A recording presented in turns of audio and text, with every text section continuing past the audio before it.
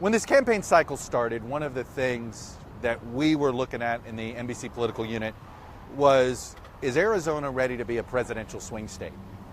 This U.S. Senate race out here, when Jeff Flake decided not to seek re-election, became the perfect sort of petri dish. This is the test.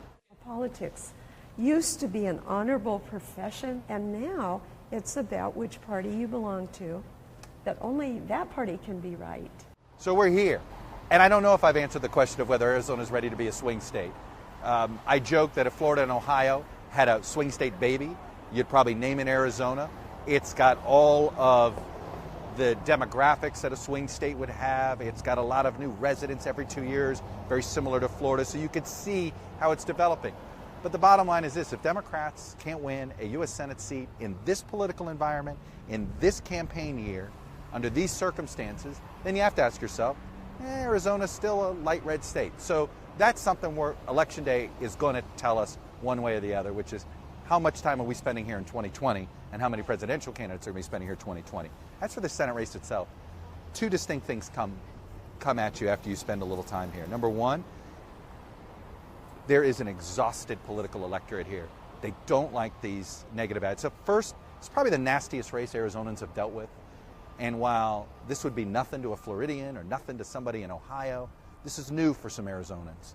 Yeah, the ads just become so nasty, and you know, it's so hard to keep track of what's legitimate and what's not with some of these claims. And you could tell they don't like it.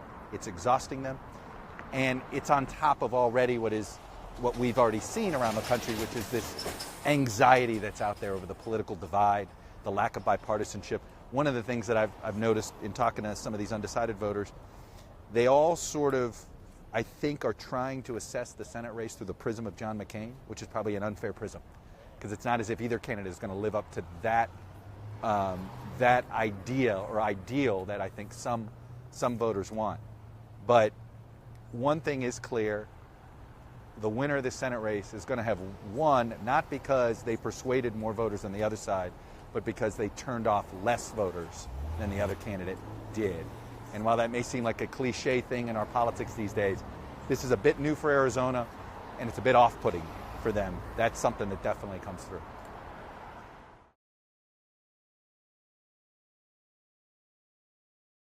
Hey, NBC News fans, thanks for checking out our YouTube channel. Subscribe by clicking on that button down here, and then click on any of the videos over here to watch the latest interviews, show highlights, and digital exclusives. Thanks for watching.